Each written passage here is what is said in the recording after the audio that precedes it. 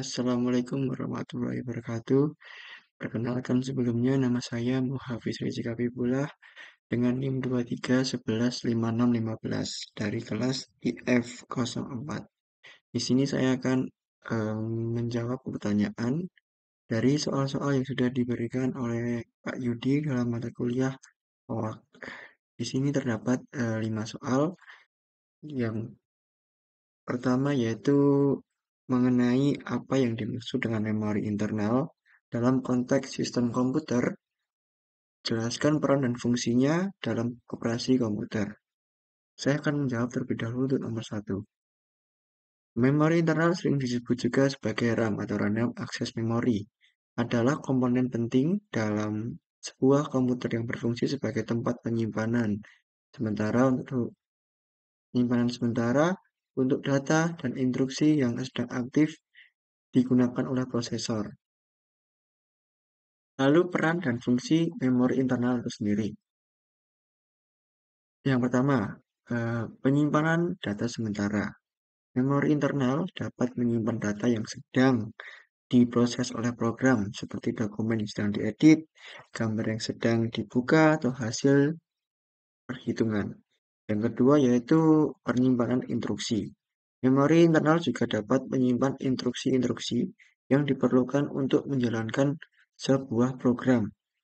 Instruksi ini diambil oleh prosesor dan dijalankan secara beruntun. Yang ketiga yaitu akses cepat. Memori internal memiliki kecepatan akses yang sangat tinggi, sehingga prosesor dengan cepat mengambil data atau instruksi yang dibutuhkan. Itu untuk nomor satu. Selanjutnya yaitu nomor dua. Nomor dua yaitu sebutkan dan jelaskan dua jenis memori internal yang umum digunakan dalam komputer.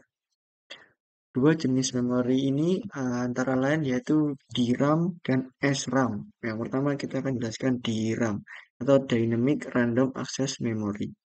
Jenis memori ini paling umum digunakan pada komputer.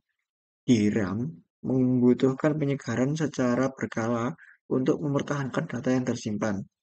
Yang kedua ada SRAM atau Static Random Access Memory. Jenis memori yang lebih cepat dan lebih mahal dibandingkan DRAM. SRAM memerlukan penyegaran tetapi konsumsi dayanya lebih tinggi. SRAM tidak memerlukan penyegaran tetapi konsumsi dayanya lebih tinggi. Lanjutnya yaitu nomor 3. Nomor 3 yaitu mengapa kapasitas memori internal sangat penting bagi kinerja komputer. Berikan contoh dampak dari kapasitas memori yang tidak mencukupi. Kita akan menjawab mengapa kapasitas memori internal sangat penting bagi kinerja komputer. Itu terlebih dahulu. Kapasitas memori internal ini dapat memungkinkan komputer bisa menjalankan banyak program sekaligus tanpa mengalami penurunan kinerja. Jika kapasitas memorinya tidak cukup, maka komputer akan menggunakan hard disk sebagai memori virtual yang jauh lebih lambat dari RAM. Yang kedua, dampak dari kapasitas memori yang tidak cukup. Yaitu dampaknya bisa komputer akan menjadi lebih lambat dalam menjalankan program. Yang kedua, komputer juga dapat tiba-tiba berhenti bekerja atau mengalami crash. Yang ketiga yaitu komputer akan sering melakukan swiping, yaitu memindahkan data antara RAM dan hard disk yang akan memperlambat kinerja. Yang nomor 4 yaitu jelaskan bagaimana proses penyimpanan data yang terjadi di dalam memori internal saat sebuah program dijalankan. Ketika sebuah program dijalankan, sistem operasi akan mengalokasikan sebagian dari memori internal untuk program tersebut. Data dan instruksi dari program kemudian akan dimuat ke dalam memori. Prosesor akan membaca instruksi dari memori dan menjalankannya. Data yang dihasilkan oleh program juga akan disimpan dalam memori. Itu proses dari penyimpanan data yang terjadi dalam sebuah memori internal. Yang nomor 5 yaitu bagaimana perkembangan terbaru dalam teknologi memori internal saat ini dan bagaimana hal tersebut dapat mempengaruhi kinerja di masa depan, kinerja komputer di masa depan.